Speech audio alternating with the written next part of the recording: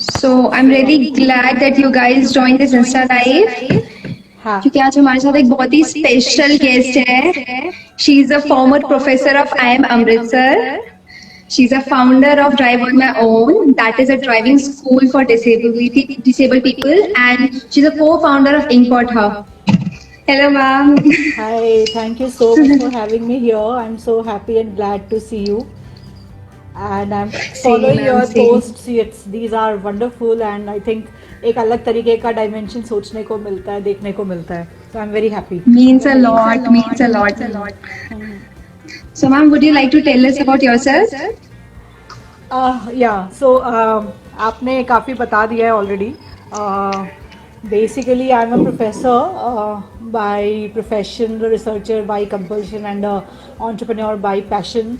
So all these two ventures, which I just you just mentioned, in fact, Inkpot Hub or Drive on My Own, दोनों passion ventures है.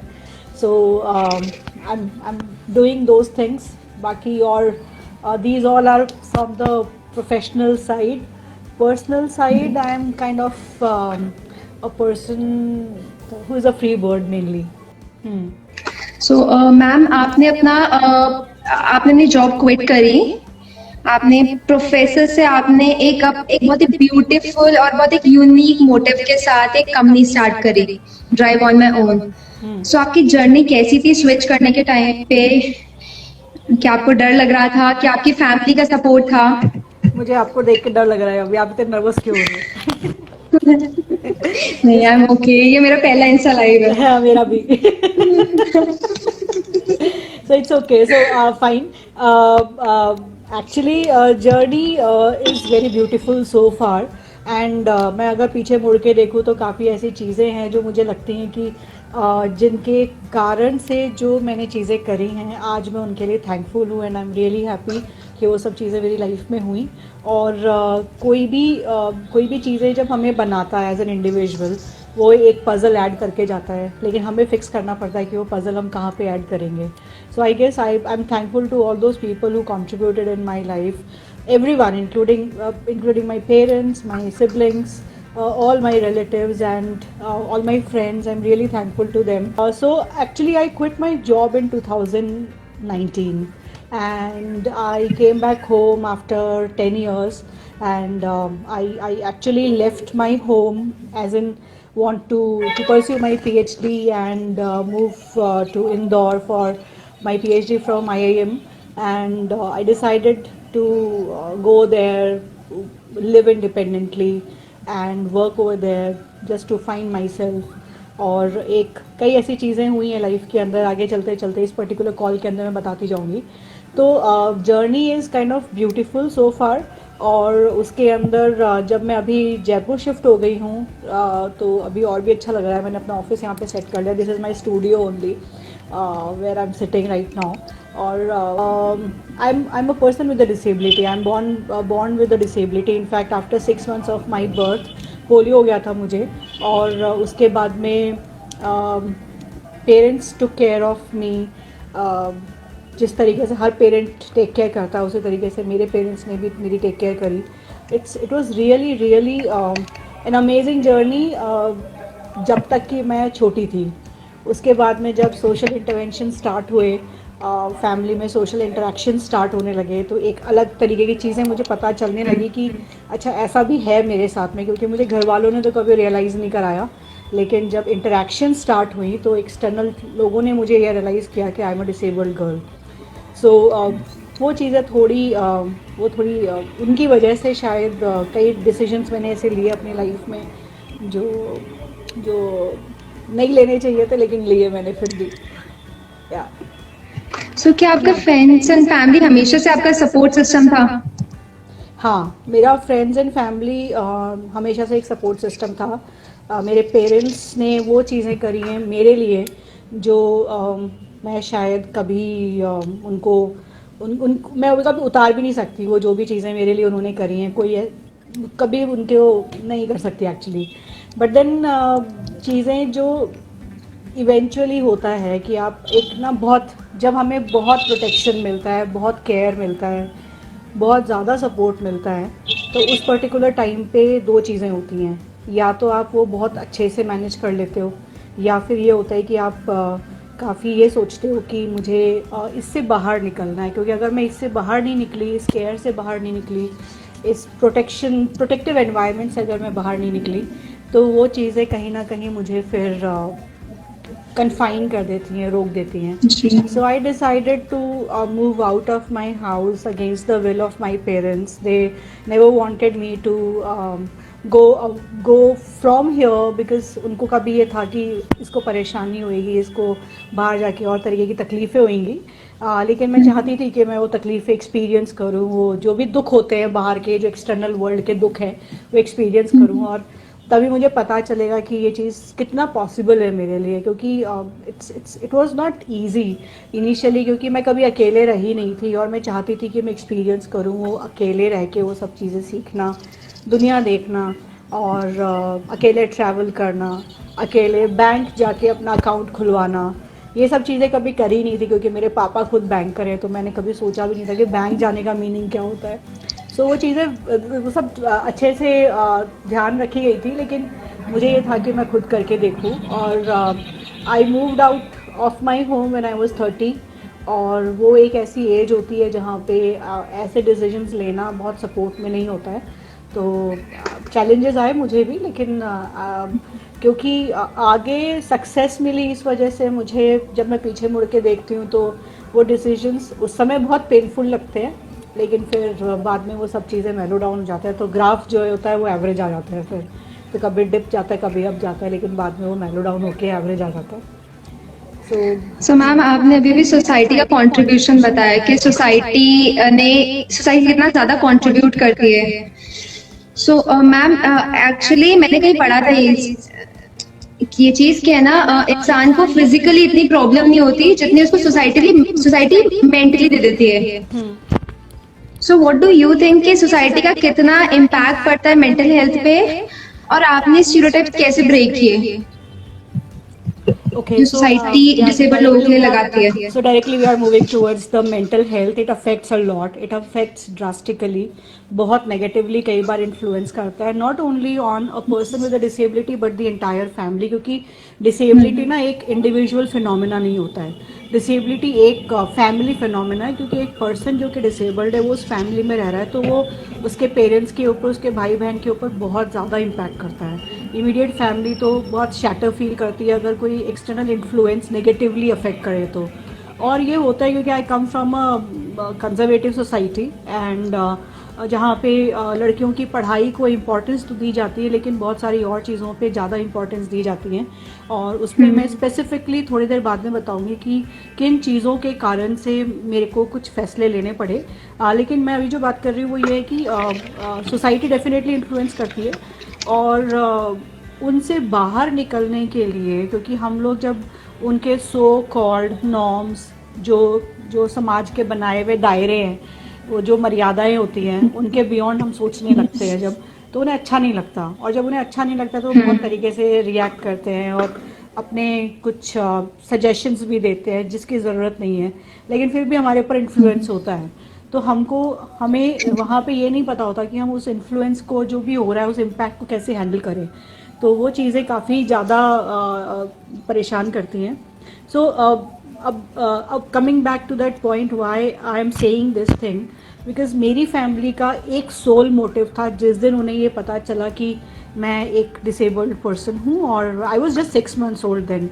सो my parents, both the parents, they decided कि जो इस बच्चे को हम दे सकते हैं वो है best of the education. And trust me, उन्होंने उस एजुकेशन में कोई कमी नहीं रखी. मेरे पेरेंट्स में मेरी mother and father, they stayed away from each other just for my education and my settlement towards my financial independence, my other comforts actually. क्योंकि पापा बैंक में थे, ट्रांसफ़र्स होते थे, तो they lived separately because of me, otherwise तो दोनों साथ में हो सकते थे. सो उस पर्टिकुलर टाइम पे कहीं ना कहीं ये चीज़ मुझे, जो एजुकेशन का बात था, that was very clear from the day one. वो मुझे डॉक्टर बनाना चाहते थे. अनफॉर्चुनेटली मैं मेडिकल डॉक्टर तो नहीं बन पाई, लेकिन मैं कहीं ना कहीं आज डॉक्टर लग गया है नाम के आगे, तो मैं एटलीस्ट ये तो फुलफिल कर पाई हूँ कि उनका एक ड्रीम, पापा का एक ड्रीम मेरा पूरा हुआ कि डॉक्टर अनीता शर्मा बोलते हैं अभी वो मुझे। सो एजुकेशन पे ही फोकस था हमेशा से, और कहीं ना कहीं ये लगता था कि इसी के बूते ही आपकी नैया जो है वो तट तक किनारे तक पहुंचेगी, अदरवाइज तो कोई हो ही नहीं सकता। और हमारे तीन हम मेरे दो छोटे भाई बहन हैं, एक छोटी बहन और एक भाई, हम तीनों के ऊपर ही इक्वल फोकस था पढ़ाई के लेके। और मम्मी ने बहुत स्ट्रगल किया, पढ़ाया उन्होंने, मेरे को पिक करते थे, ड्रॉप करते थे, अलग अलग जगहों पे लेके जाते थे, और उसकी वजह से पढ़ाई हो पाई मेरी। फिर जब एक जो नेक्स्ट लेवल का डिसीजन जो ऑटोमेटिक होता है वो होता है लाइफ पार्टनर को लेके, कि किस तरीके का लाइफ पार्टनर ढूंढा जाए, क्योंकि कंसर्न्स जो होती हैं वो मेजरली ये रहती हैं कि इसको सेट कर दे, क्योंकि हमारी लाइफ में जो ट्रेडिशनल व्यू पॉइंट है वो यही है कि शादी मीन सेटलमेंट।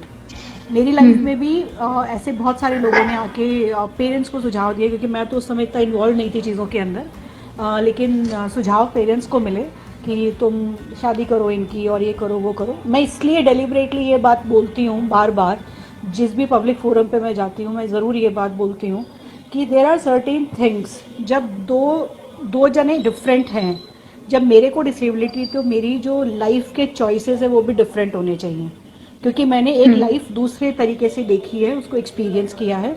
अगर मेरे parameters normal course of action से या मेरी लाइफ को नॉर्मल कंडीशन से कंपेयर किया जाए और उनमें डाल दिया जाए, अभी तक तो क्या था, मेरे पेरेंट्स सिर्फ पढ़ाई पे फोकस कर रहे थे और वो पढ़ाई ही चली जा रही थी, और इस बीच में एक सडनली एक नया इंटरवेंशन आया और जिसने वो लाइफ डिस्टर्ब कर दी, और उसकी वजह से क्या हुआ कि इवेंचुअली कहीं ना कहीं वो डिस्टर्बेंस दिखाई देने लग गई, कॉन्वर्सेशन का पार्ट बनने लग गई, जिसकी वजह से एक बहुत बड़ा स्ट्रेस मेरे दिमाग में आने लगा, और उस प्रेशर को डील करना वाज वेरी डिफ़िकल्ट। लेकिन फिर भी वो डील कर नहीं पा रही थी, तो मैंने एक बार हाँ कर दी शादी के लिए कि जिसको भी आप लेके आओगे मैं कर दूँगी, और मैंने I decided to get married. लेकिन मुझे बाद में ये रियलाइज़ हुआ कि इंडियन सोसाइटी, इंडियन फैमिलीज़ में शादी जब सर्वोपरि है, जब सबसे ऊंचा उसी को दर्जा दिया गया है, तो कल को अगर कोई प्रॉब्लम भी आती है तो हम ये बोल देते हैं कि तुम्हारी अपनी लाइफ है, तुम देखो and you have to manage. And कोई भी ये नहीं ध्यान देता कि कंपैटिबिलिटी का मीनिंग क्या होता है, एक पार्टनर का मीनिंग क्या होता है, मेंटल कंपैटिबिलिटी का मीनिंग क्या होता है। फिजिकल तो एक अलग लेवल है, वो भी बहुत सारे केसेस है जो सामने आए फिजिकल कंडीशंस को ध्यान में रखते हुए भी, लेकिन मेंटल कंपैटिबिलिटी पे इतना ध्यान नहीं दिया जाता था। किसी भी टाइप के आते थे। I can't even tell you कि वो कौन कौन से टाइप के प्रपोजल्स आए, कितनी बारी रिजेक्शंस हुई, जो हम बोलते हैं कि आके देख लो, दिखा दो। राजस्थान में specifically this is very prominent. तो वो चीज़ें बहुत डिस्टर्बिंग होती हैं एक लड़की के लिए। उस बार बार किसी से मिलना ना उसके सेल्फ रिस्पेक्ट को सबसे पहले हर्ट करता है, और नेचुरली वो होना बहुत डिफ़िकल्ट होता है मैनेज करना, तो वो बहुत परेशानी होती थी। तो I decided to get married and I told my parents कि कर दो। तो फिर वो चीज़ आई कि नहीं, अभी इसको मैनेज नहीं कर सकती हूँ मैं। शादी सगाई हो गई, सब कुछ हो गया, डेट फाइनल हो गई शादी की, सब कुछ होने के बाद में one day I decided and told my parents, literally announced in my family कि मेरे को ये नहीं करना है, literally. And then I went away, और बहुत परेशानी हुई, कुछ महीनों तक एक टसल सी बनी रही घर के अंदर।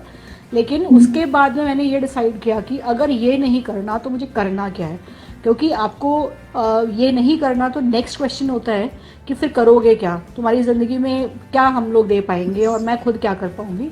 सो I actually it was 2010 and then I decided कि मैं मेरे घर में ना बड़े बड़े, क्योंकि एजुकेशन बेस्ड फैमिली थी, तो बड़े बड़े नाम लिए जाते थे, IIT IIM, इनको भगवान का दर्जा टाइप होता था। सो आई सेड कि जाना है तो यहीं जाना है, फिर उसके बियॉन्ड तो कहीं पे भी नहीं जाना। So I moved to, I actually wrote some couple of exams, और वो मैंने घर पे नहीं बताया था कि मैं ये चीज़ें प्रिपेयर कर रही हूँ। अलग अलग जगहों पे जाके लोगों से पूछती थी कि SOP कैसे लिखते हैं, रिसर्च प्रपोजल कैसे लिखते हैं, सब चीज़ें पूछी मैंने। उसके बाद में आई अप्लाई किया अलग अलग जगहों पे। मेरी कॉल आई तो मैंने घर पे इन्फॉर्म किया कि मेरे पास IIM इंदौर से कॉल है, आपको चलना है मेरे साथ में। एंड ठीक है, तो I was an average child, किसी को भरोसा भी नहीं हुआ था कि मैं मेरे को कॉल भी आ सकती है। तो एवरेज मीडियोकर एजुकेशन वाइज, मतलब they wanted me to study, but then मेरे परसेंटेज ऐसे नहीं कभी आते थे कि मैं टॉपर्स में कभी रही हूँ। वो जो एवरेज मिडल लेवल पे जो होता है वैसे ही था। सो नो बडी बिलीव्ड। पेरेंट्स ने कहा चलो ठीक है, दिला लाते हैं, इंटरव्यू तो दिला ही लाते, क्या पता क्या रहेगा आगे। एंड चले गए, इंदौर गए, घूम के उज्जैन भी आ गए साथ में, महाकाल का आशीर्वाद लिया। 28-22 दिन बाद रिजल्ट आया, और रिजल्ट जिस दिन आया उस दिन I was on the 9th cloud, and my entire family was in a huge tension कि अब इसको रोके कैसे, क्योंकि एक ना वो चीज़ आने लगी, इसको रोकना कैसे। तो घर पे कमेटी बैठने लग गई थी कि नहीं नहीं इसको रोकेंगे, मेरा भाई आ रहा है दिल्ली से मनाने के लिए कि सोच ले एक बार से। सो ऐसे करके चीज़ें हुई कि अकेले कैसे मैनेज होएगा। उनका सबसे बड़ा कंसर्न ये था कि it's going to be difficult. So मुझे लगता था उस समय कि अगर डिफ़िकल्टी के बिना कोई चीज़ मिल जाए तो उस चीज़ का वैसे ही कोई मायना नहीं है। सो इनका let me experience this difficulty. आप लोग परेशान होते हो मुझे पता है, मुझे ये भी पता है कि if I come back you are always there to support me, so let me give it a try.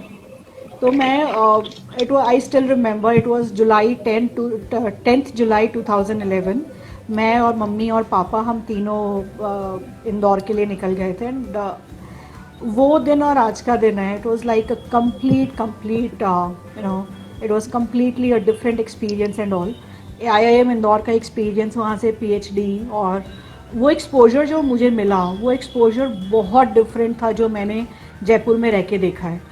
इस तरीके का openness about disability, accessibility, education का एनवायरनमेंट वहाँ पे, वो सब चीज़ें जब मुझे देखने को मिली तब मुझे रियलाइज़ हुआ कि ये चीज़ें सिर्फ हम सपनों में देखते थे या मूवीज़ में देखते थे शायद, कि अच्छी पढ़ाई कर लेना क्या होता है। कल किसी को बता रही थी कि जब मेरा रिज़ल्ट आया तो सबसे इम्पॉर्टेंट बात ये थी कि जब मेरे पापा को मैंने बताया कि मेरा रिज़ल्ट आया है पॉजिटिव है, सो मेरे पापा ने मेरे से पूछा फ़ीस कितनी लगेगी। तो उनको मैंने जब ये कहा कि फ़ीस लगेगी नहीं, वो मुझे स्कॉलरशिप देंगे पढ़ने के लिए, तब उनको लगा स्कॉलरशिप भी मिलेगी, ये तो और भी बड़ी बात है, क्योंकि वो खुद थ्रू आउट अपने स्कॉलरशिप पे रहे। तो ये कहीं ना कहीं उनको बड़ा, बहुत ही ज़्यादा उनके लिए वो प्राइड मोमेंट था मेरे ख्याल में IIM के अंदर जाना। और जो प्राउडेस्ट मोमेंट शायद उन्होंने एक्सपीरियंस किया होगा वो था मेरा कॉन्वोकेशन डे। और आई थिंक वो शायद मैं कभी नहीं भूल पाऊँगी। मेरा 4-4.5 साल के बाद का जो कॉन्वोकेशन डे आया था, मेरे पेरेंट्स उस समय वहाँ पे थे, and I was literally in tears कि इतना सब कुछ होने के बाद में वो चीज़ फाइनली हुई। Then I moved to Chandigarh, वहाँ पे जॉब करा मैंने। कुछ टाइम जॉब करने के बाद में I move to IIM Amritsar, और वहाँ पे मैंने फिर अपना जॉब छोड़ दिया अपना बिज़नेस स्टार्ट करने के लिए। और बिज़नेस मैंने वो चीज़ चूज़ करी जो मेरा पैशन था। I am crazy for driving, I am really very crazy. आप मुझे रात के 2 बजे भी बोलोगे ना दिल्ली जाना है, तो I would prefer my car, I would drive by myself and I would go there. तो मेरे साथ तो क्रेज़ीनेस है ड्राइविंग को लेके। तो जब मैं ड्राइव करती थी तो मुझे लोग आके पूछते थे कि आप ड्राइव कैसे करते हो। तो मैं दिखाती थी उनको अपना हैंड कंट्रोल, और उसके बूते पे वो लोग देखते थे तो ताज्जुब करते थे कि मेरा हैंड गाड़ी का सिस्टम क्या है, क्योंकि मैं पैरों में लिम्प करती हूँ, मैं कैलिपर्स पहनती हूँ।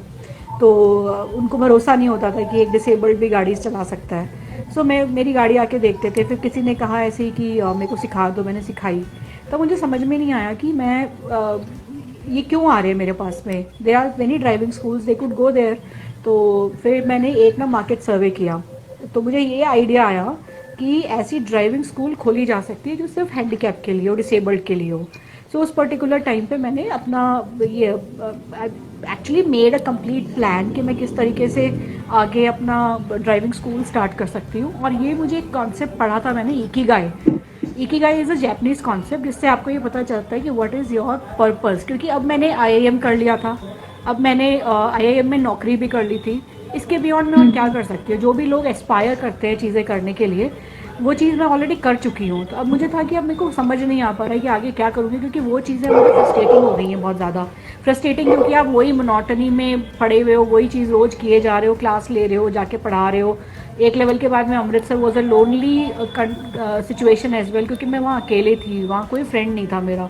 तो वो चीज़ मेरे को काफ़ी रियलाइज़ हुई, और वो बुक पढ़ी जो मैंने इकिगाई की, जो मैं बता रही हूँ, उसके बाद में मुझे कुछ चीज़ें समझ में आई कि अपने पैशन को कैसे आप प्रोफेशन में कन्वर्ट कर सकते हो, और उसको एक ऐसा स्पेस दे सकते हो जो कि आपकी लाइफ का मिशन बन जाए। तो मुझे था कि मैं डिसेबल्ड लोगों को गाड़ी सिखाऊंगी और उनको इंडिपेंडेंट बनाऊंगी, क्योंकि ड्राइविंग ने मुझे सिर्फ इंडिपेंडेंस दी है। ड्राइविंग ने वो एक फ्रीडम दी है कि मैं कभी भी कहीं पे भी चली जा सकती हूँ। और मैं अमृतसर से चंडीगढ़ आया करती थी वीकेंड्स के ऊपर, 250 किलोमीटर आके वापस जाना, ऑल अलोन, कोई नहीं होता था मेरे साथ में, सिर्फ ये भरोसा था कि मैं चला सकती हूँ। So I am a very fast driver, और काफ़ी आई एन्जॉय ड्राइविंग। सो वही चीज़ करते हुए मुझे रियलाइज़ हुआ कि मैं ये कंट्रीब्यूट कर सकती हूँ। So this is all about the entire scenario, कि कौन से सिचुएशंस थी जो स्ट्रेसर्स बनी, और कौन सी वो सिचुएशंस थी जिनकी वजह से आप बाउंस करते हो और ऊपर जाते हो। और ये जितने भी समाज ने चीज़ें दी है ना, सोशल बैकग्राउंड की वजह से जो चीज़ें मुझे मिली हैं, वो एक्चुअली मेरे लिए बहुत सपोर्टिव रही हैं। अगर वो ना होते तो शायद मैं एक एक वो चीज़ कर रही होती जो बाकी सब लोग कर रहे हैं। और मैं बचपन से रिबेलियस थी, मैं बचपन से नॉन कन्फॉर्मिस्ट हूँ, और मेरे को ये बिल्कुल नहीं सूझता कि मैं ये सब का, my sister is writing fast driver equal to rash driver. Okay, so yeah so it's like कहीं ना कहीं कहीं ये सब चीज़ें मुझे बहुत बहुत इम्पैक्ट करी। और उसके बाद में I started this driving school. It's a car driving solutions provider for people with disabilities. I not only train driving but also help them understand कि कौन से टाइप का मॉडिफिकेशन चाहिए, कौन से टाइप का कार में इतना एडजस्टमेंट चाहिए कि वो गाड़ी चला सके, क्योंकि हर डिसेबिलिटी यूनिक होती है, हर एक के चैलेंजेस डिफरेंट होते हैं। तो उन सब चीज़ों को ध्यान में रखते हुए हमने ये मॉडिफिकेशंस के ऊपर भी थोड़ा सा फोकस किया है। सो अभी so it's a complete solution provider for people with disability. So I think अभी वो चल रहा है, इंकपॉट हब भी चल रहा है। इंकपॉट हब एक दूसरा प्रोजेक्ट है जिसके ऊपर I am working. It's a completely commercial venture, researchers के लिए है। तो कभी आप पीएचडी करो तो आप सर्विसेज ले सकती हैं मेरी उसके उसके, उसके फॉर श्योर। हाँ, चलिए। सो मैम, पीयूषी ने क्वेश्चन पूछा है, how IIM is different from other educational institutes, specifically how people treat PhDs IIMs. So how IIM is different from other institutes? देखिए, एक तो ये है कि ये एक वर्ल्ड क्लास इंस्टीट्यूट है where in you get infrastructure wise all the facilities. All the facilities means everything. If you want anything they will automatically give it to you, क्योंकि वो प्रोवाइड करते हैं। सेकेंड चीज़, मैंने जो एक्सपीरियंस करी है institute के कुरिकुलम क्वालिफिकेशन उन सब के अलावा, एक ओपन माइंडेडनेस जिसको आप अपने लिए लाइफ में अगर इम्बाइब कर लो, अंदर ले लो, तो आप कहीं ना कहीं ये जितने भी कंस्ट्रेनिंग थॉट्स होते हैं जो आपको रोकते हैं, वो सब चीज़ें आपके दिमाग से निकल जाता है, क्योंकि आपको इतना एक्सपोजर मिलता है, इतना ज़्यादा। मैं वहाँ से फॉरेन गई, बाहर। पीयूषी आप प्लीज़ बार इसमें डालो, मुझे डिस्ट्रैक्शन हो रही है। ओके, सो मैं वहाँ से बाहर गई और बहुत घूमी हूँ मैं, तकरीबन 10 कंट्रीज़ मैंने ट्रैवल किया है। अभी रिसेंट मेरा ट्रैवल, उसको मैं स्पेसिफिकली और मेंशन करूँगी, क्योंकि जो लोग डरते हैं कुछ चीज़ें करने से, वो सब चीज़ें मैंने अपने पेरेंट्स के साथ में और मेरी बहन के साथ में किया है। सो रिसेंट एग्जांपल है स्काई डाइविंग जो हमने करा, और वो चीज़ वो कभी प्लान नहीं था कि ऐसा करेंगे, लेकिन वो हुआ, and all thanks to my sister, and she did everything from planning to implementation, and she made it possible.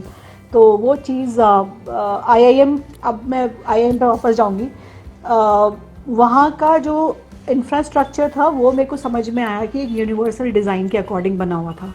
Universal design का मतलब होता है कि to accommodate each type of disability, और हर एक को वो अकोमोडेट करते हैं, और कोई ब्लाइंड हो, कोई हियरिंग इम्पेयर्ड हो, कोई भी टाइप की डिसेबिलिटी हो, they accommodate every type of disability. तो आप कहीं पे वो डिफरेंस एक्सपीरियंस नहीं करते हो कि जो मैंने जो जयपुर में रह के देखी थी चीज़ें और वहाँ जाके जो चीज़ें देखी, कहीं पे कोई भी इस तरीके का डिफरेंस मुझे एक्सपीरियंस नहीं हुआ कि मैं डिसेबल्ड हूँ। जो यहाँ पे बार बार जताया जाता था कि अच्छा तुम्हारे साथ ये प्रॉब्लम है या वो प्रॉब्लम है, वहाँ पे इक्वल अपॉर्चुनिटी मिलती है। जो चीज़ दूसरे कर पा रहे हो वही आप कर पा रहे हो। सब चीज़ें मैंने वहाँ पे करी, हर चीज़ पॉसिबल। स्विमिंग करी मैंने वहाँ पे, जो या मैं सोच भी नहीं सकती थी कि मैं कर पाऊँगी कभी। सो ये सब चीज़ें वहाँ पे मुझे मिली, apart from the best of the education system, openness to my thoughts, ideas, and believing in the idea of expressing it as well, कि आप बोल सकते हो अपनी चीज़ें। और जो ब्रांड एसोसिएट होता है लाइफ के अंदर, वो ब्रांड मुझे वहाँ पे मिला।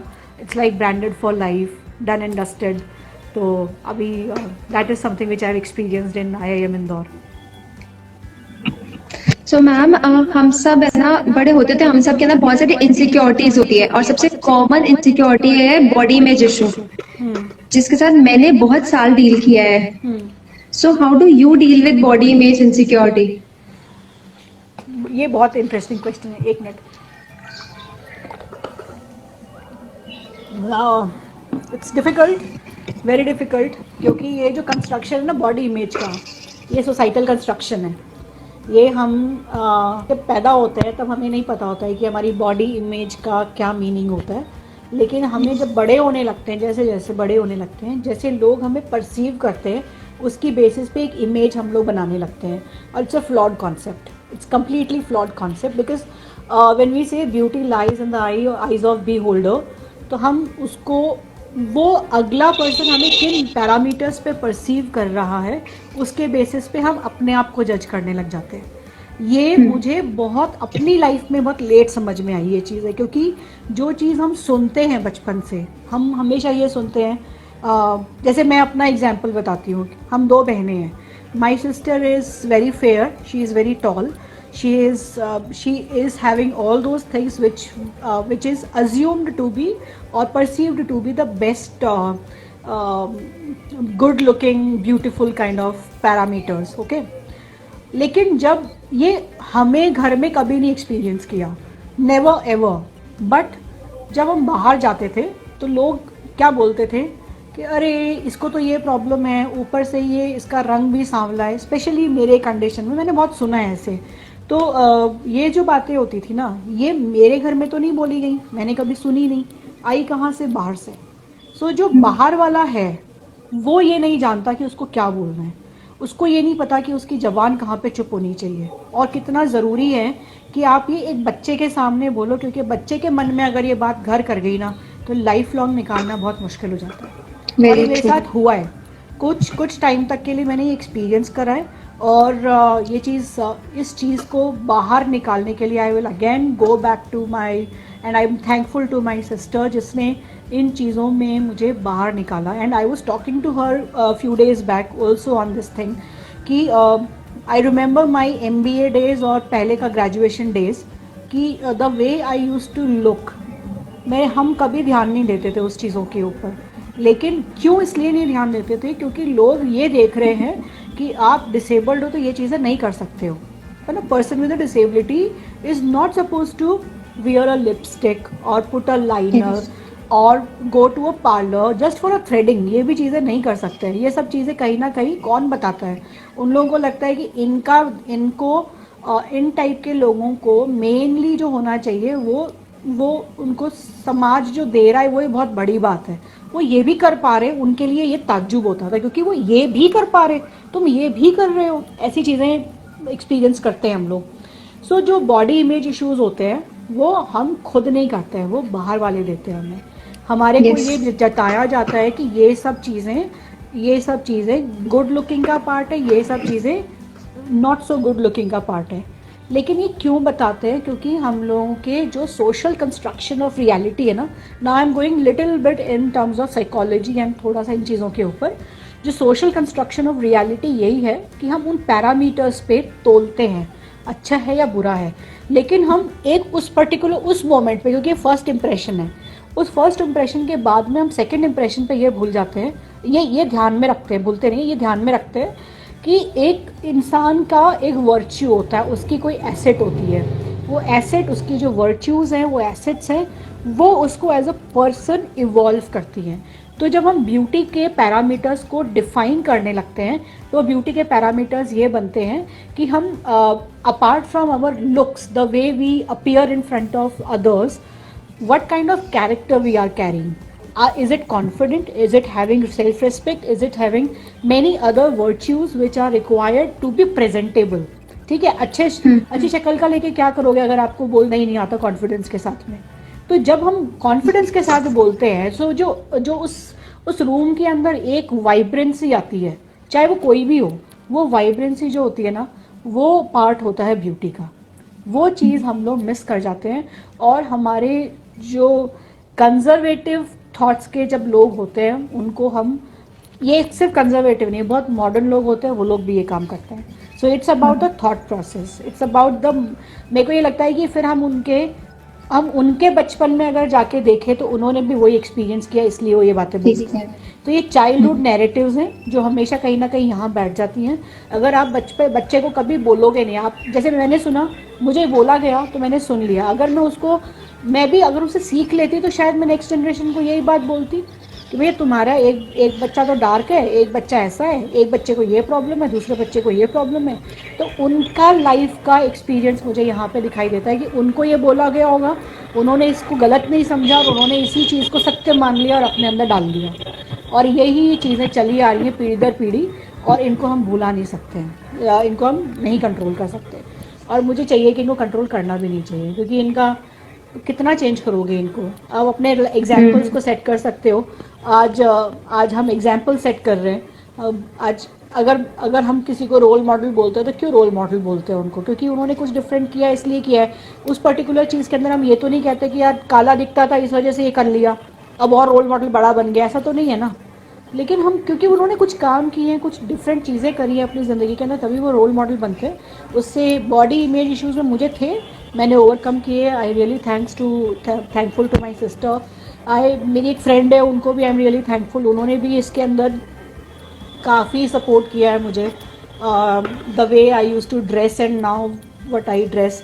इसका मतलब ये नहीं है कि मैं पहले गलत पहनती थी कि अब सही पहनती हूँ। अब पहनने में कॉन्फिडेंस आया है, चाहे कुछ भी पहनो। पहले कॉन्फिडेंस नहीं था, वो कॉन्फिडेंस दिलाना बड़ा मुश्किल हो जाता है जब आपको बॉडी इमेज इश्यूज होते हैं। क्योंकि मुझे स्टिच मार्क्स हैं पैर में, मैं कैलिपर पहनती हूँ, तो मुझे पहले लगता था कि यार ये नहीं दिखना चाहिए, क्योंकि ये कैलिपर दिखना इज़ लाइक इट्स लाइक ये क्योंकि नॉर्मल नहीं था ना, और लोग तो पहनते नहीं थे, वही पहनती थी, तो ये नॉर्मल नहीं था।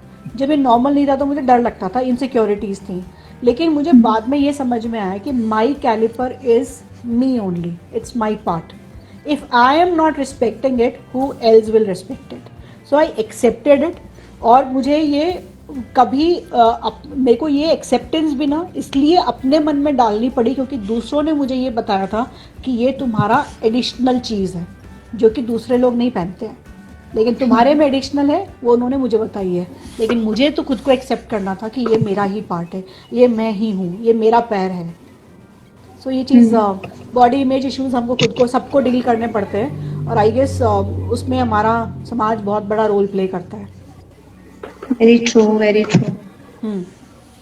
So ma'am, how a physical disability can impact positively?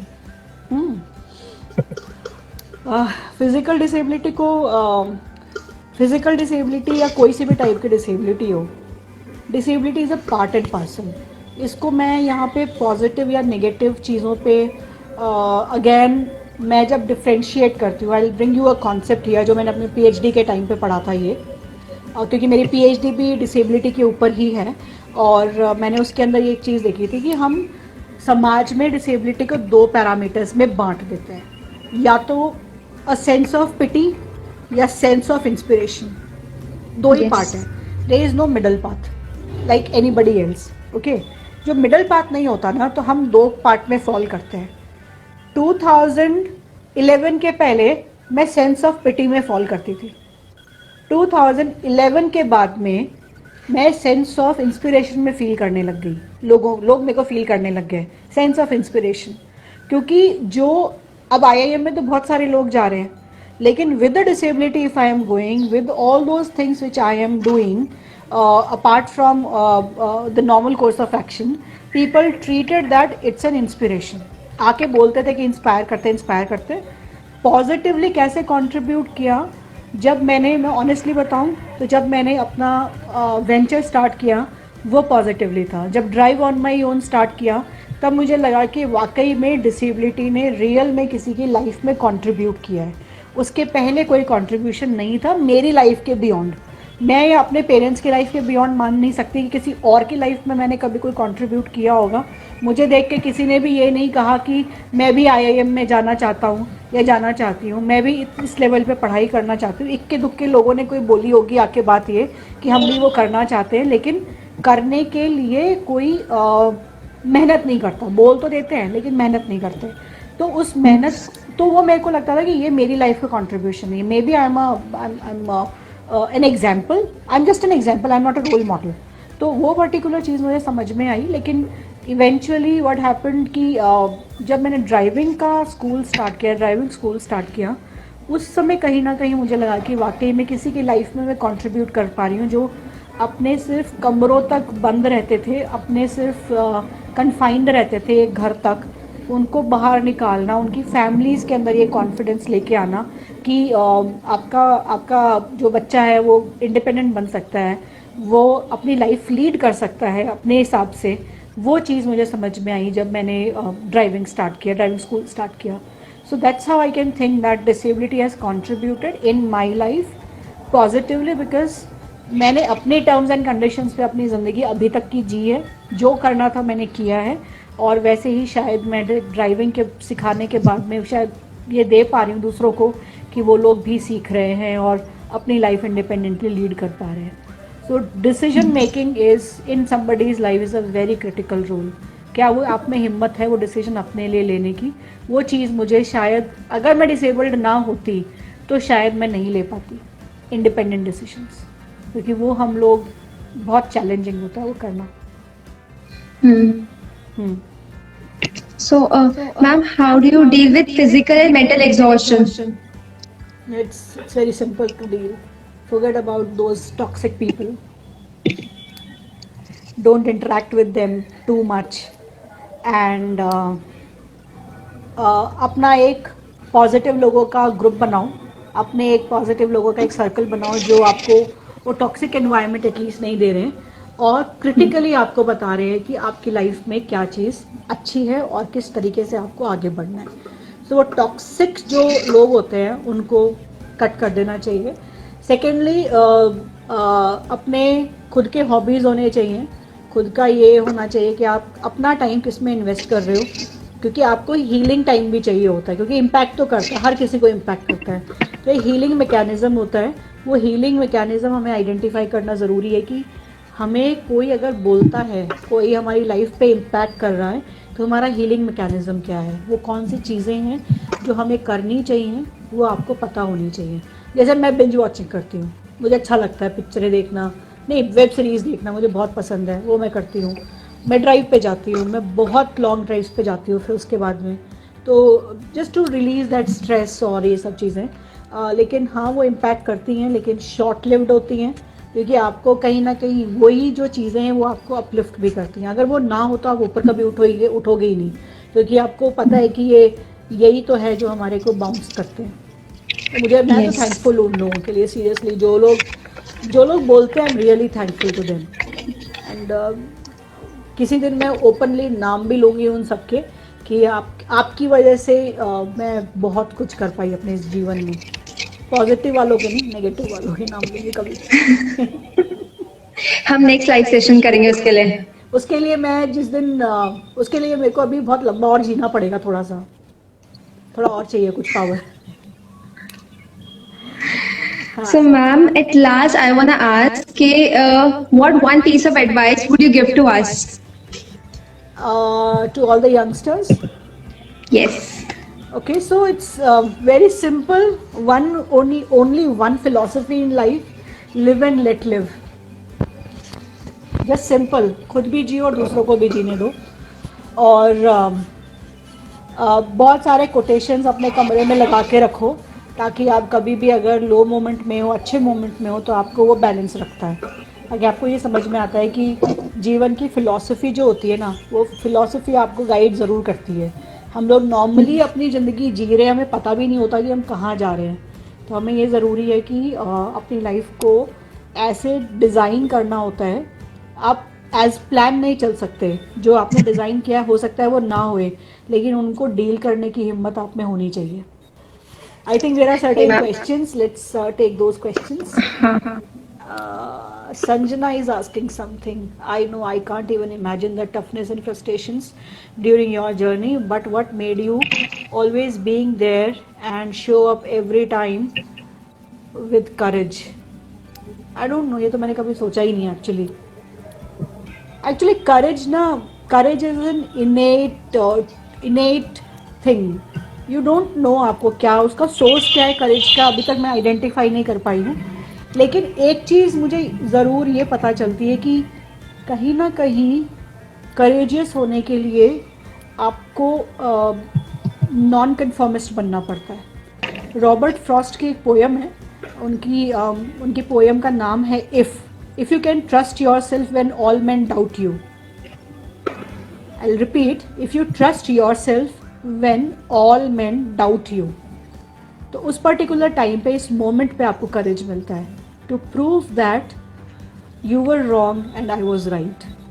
So that is something which is there in my mind कि अगर किसी ने मेरी कैपेबिलिटी पे डाउट किया या किसी ने मेरे को ये क्वेश्चन किया कि तुम कैसे कर पाओगी, क्योंकि नॉट ओनली पेरेंट्स में से बहुत सारे और लोग पूछते हैं. पेरेंट्स तो आउट ऑफ कंसर्न पूछते हैं, लेकिन दूसरे लोग इसलिए पूछते हैं क्योंकि उनके अकॉर्डिंग जो सो कॉल्ड नॉर्मल पाथ है वो मैंने फॉलो नहीं किया. तो वो लोग हमेशा यही पूछते हैं मेरे से. तो मैं उनको यही बोलती हूँ कि मुझे पता था कि आपने मेरे को उस समय डाउट किया था, लेकिन I trusted myself, at least on my gut, at least on myself, my own self respect, that I am not going to give up over here. Thank you so much ma'am, thank you so much, आपने अपना time निकाला. Very honestly मैं बहुत कुछ सीख के जा रही हूँ. मैं so happy and glad that we interacted. We will do a lot of sessions in the future as well. Or I Yes. hope you write a lot of blogs on psychology and also feature the part of human psychology which deals with a person with a disability, which is very important and a very less talked topic, and people actually don't even care about them and the thoughts which they have experienced because of the pressures which society provides. So the topic of ये जो main जो आज topic था यही था कि society का क्या मेजर रोल रहता है. So I am sure, I think आप उसके ऊपर लिखते चलो. I will try to contribute from my life narratives and thank you so much ma'am. It's just कि मुझे मेरी लाइफ के बहुत सारे आंसर्स मिले हैं आपके साथ बात करके. सीरियसली अभी कुछ नहीं हुआ है, ये 40 मिनट में कुछ नहीं मिलता. नहीं मैम, मेरी ऑनेस्टली लाइक जो बॉडी में जो इशू था, ये चीज से मैं बहुत टाइम से डील कर रही थी. सो मुझे एक पाथ मिला है कि अब कैसे उसको डील करना है पॉजिटिवली. रास्ता यही है अपने अंदर निकाल लेना.